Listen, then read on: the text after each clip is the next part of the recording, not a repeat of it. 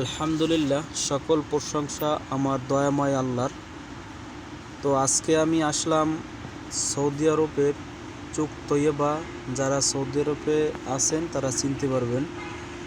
চুক তৈয়বায় আমি আসলাম আমার ওয়াইফের জন্য স্বর্ণ কেনার উদ্দেশ্য করে। তো আসার পরে মনে চাইলো যে দেশবাসী সবাইকে দেখাই সৌদি আরবে কীভাবে স্বর্ণের দোকান সাজানো হয়।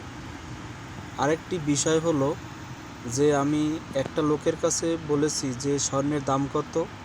সে আমাকে বলেছে 246 টাকা গ্রাম।